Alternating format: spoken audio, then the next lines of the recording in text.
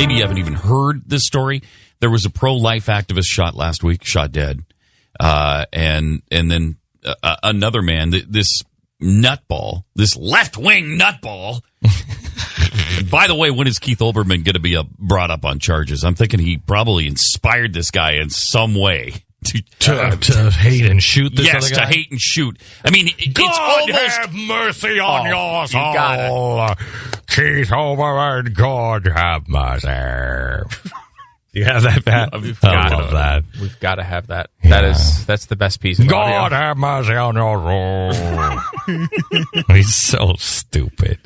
That's certainly what you would be accused of, though, and when we're accused of exactly I was. that. I don't even think we talked about, what do they call him, Tiller the Killer? Tiller. Yes. Yeah. Maybe we mentioned the story one time. Passing at one point, or something. Yeah. I mean, I was not into this story, but I was accused of encouraging this guy to go kill Killer the Tiller by Mr. Keith Olbermann himself. God have mercy on his soul. Okay, I'm not finding it, but No, I will. I think I will, but... No, I believe he's Tiller the Killer, not Killer the baby killer, I think. Right, what's his name? The left-wing person that killed, the one who was looking for freedom of choice, that was a left-wing kook that killed them. Now, would we blame this on the left, or would we blame this on the crazy man with the gun who was against abortion? No, we blame this on the gun itself. Acting in concert alone. In concert with alone? itself. In concert with the bullets. With its bullets, yes. Seriously, we blame Alone this with its on bullets. the guy who was sitting there with an opposing point of view. What do you mean, take away people's choice?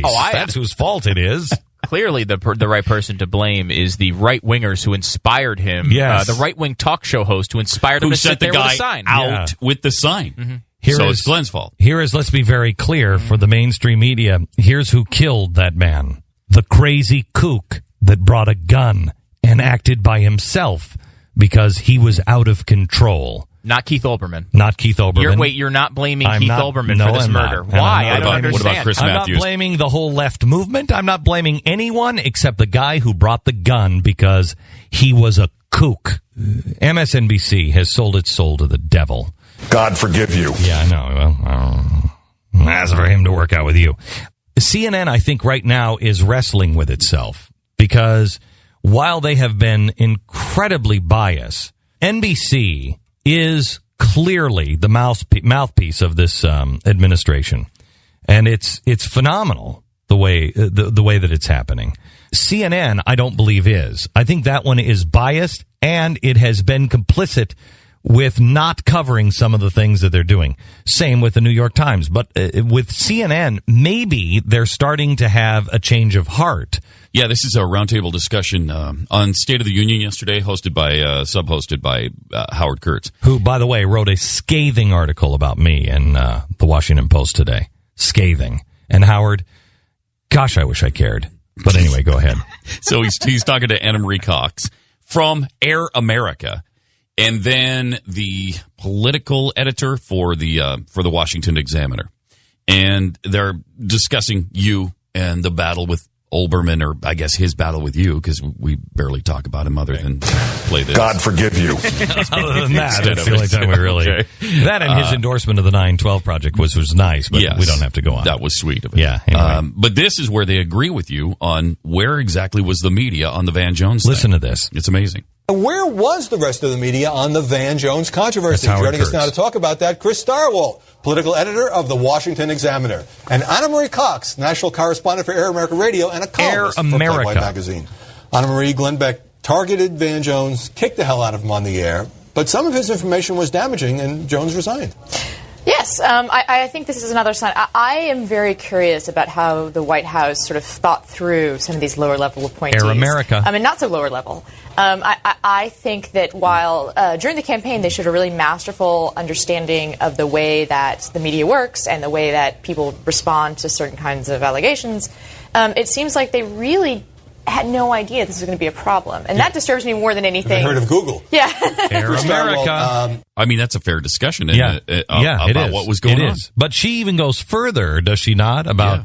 She actually wondered, why they didn't actually look into the allegations. If this isn't exactly what this program, and nobody in the mainstream media has picked this up. Nobody in the mainstream media has actually quoted me as saying these things.